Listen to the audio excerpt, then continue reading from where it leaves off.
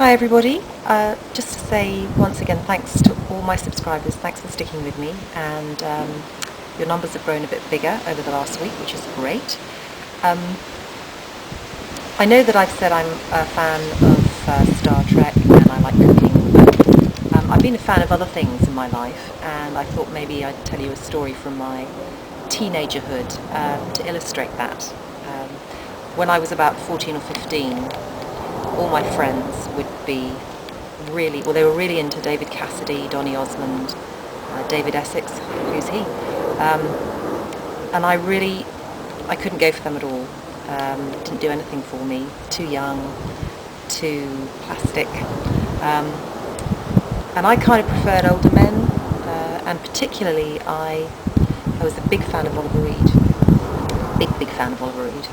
And I don't know what it was about him. I think it was maybe he was a bit dangerous, really lovely eyes, quite funny. Of course, he got a bit sad and drunk later on in life, and I never really liked the way that he'd appear on some chat shows and they'd always leave wine in the green room so that he'd get pissed and then everyone could laugh at him. And anyway, he got the last laugh at the end of his life because he got an Oscar after he died, so there you go.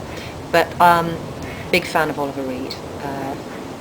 Not to the point of obsession, but I remember reading an article in a newspaper by some angry woman saying, Oliver Reed, how dare he say he slept with 400 women one weekend. I thought that was kind of interesting.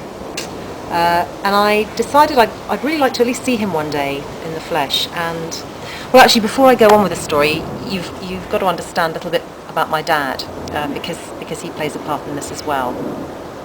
Maybe I'll show you a photograph, actually, which is a very unusual thing because my dad never liked having his photograph taken. This is probably one of the three decent photographs I have of him, and it's unusual really because he didn't like having his picture taken. He's in a photograph holding a picture. Actually, it's not just any picture. It's a Christmas card made of one of the paintings that he did when he was a bit younger. But my dad and his art, that's another blog altogether. So the other thing you should know about Dad is that he was really big into things like ghosts. He always used to tell me loads of ghost stories when I was a kid to put me to sleep. Funny how you tell someone a ghost story and think they're going to go to sleep after that, but they were always really exciting. And I think he kind of had a belief in mystically incarnation type stuff.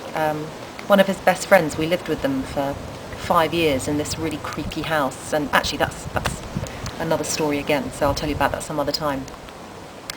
But I knew he set great store by dreams, and so I thought I'd take advantage of this. And so one day I said, hey Dad, I just had this dream. I'd read in a newspaper that Oliver Reed lived in a village called Ockley. And so I thought, hey, maybe if we went down to Ockley one Sunday, might bump into him, who knows. You've got to remember I was 15, so you think stupid stuff then. So I woke up one morning and I said, Dad, I had this really strange dream last night. I dreamt that we went to this place called Ockley. Have you ever heard of it? Village called Ockley? And of course within 2 minutes he was looking it up, found it and said, we've got to go because you've had a dream about it, which I'd hoped he would do. So we set off and it was about 2 hours drive. And well, I mean, I never got to see Oliver Reed because the one thing I hadn't factored into it is that the only place he'd be hanging out is the pub, and I was too young to go there, so we got to Ockley, but no Oliver Reed. But we did go and pick some strawberries, and they were great. And that was it really, except about 20 years later, I was talking to a friend of mine who I would never have, I mean, she's a really lovely person. I'd never have thought she'd have done anything particularly skanky or daring in her life, like this anyway. And I was talking to her, and Oliver Reed came up in conversation, and I said how much I'd read. And I told her this story about how I tried to pull a fast one on my dad and ended up picking strawberries instead. And she just very casually said, oh yeah, Oliver Reed. Yeah, I snogged him once. That's kissed, you know, and not in an innocent way. And it turns out that she'd been to that pub and he'd been drinking in it, and she and her mates were there, and she kissed him, and I was very pissed off about that. I didn't speak to her for about a year after that. Well, I exaggerate. A couple of months anyway. I was very sore about it. So there you go. My passion for Ollie. Wherever he is.